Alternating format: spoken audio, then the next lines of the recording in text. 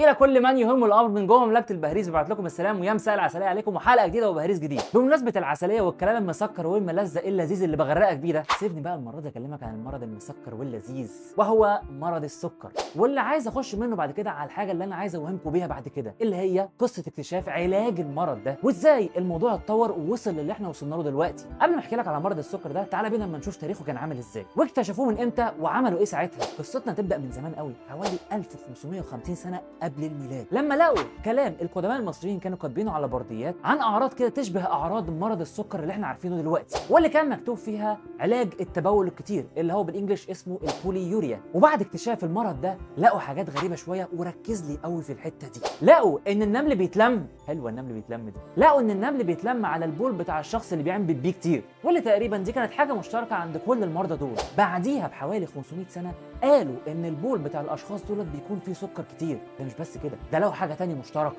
لقوا ان المرض ده بيجي اكتر للناس الاوبيز او الناس المليانه شويه، وبدات قطع البازل تقرب شويه من بعضها. تعال ما اقول لك بقى على التستنج او التحاليل زمان كانت عامله ازاي. وقبل ما اقول لك على التحاليل دي، لو الفيديو ده عجبك انزل نعنش لي كده بلايك حلو، ولو لسه مش مشترك في القناه انزل اعمل اشتراك او دوس على سبسكرايب علشان تبقى ممبر في مملكه البهاريز.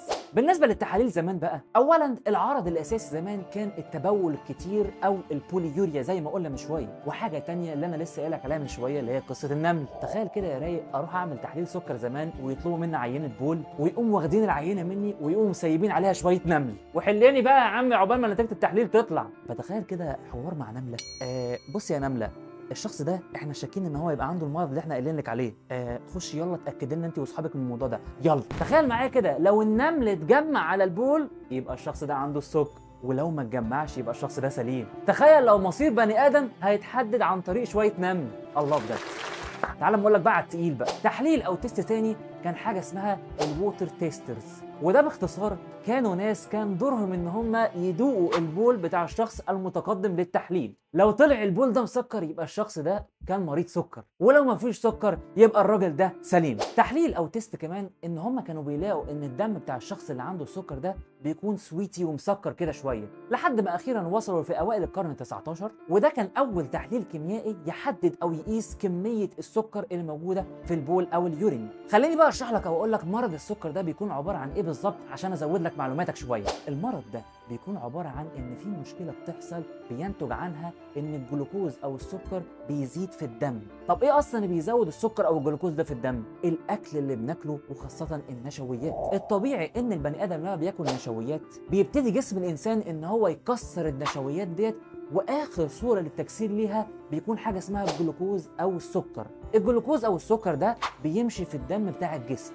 المفروض بعد كده بقى ان الجلوكوز اللي ماشي في الدم ده التارجت او الهدف بتاعه ان هو يخش جوه كل الخلايا اللي في الجسم. الخلايا دي بقى علشان تفضل عايشه محتاجه ان هي تفضل تكسر في الجلوكوز ده. حلو قوي الكلام ده. فين بقى المشكله بتاعتنا؟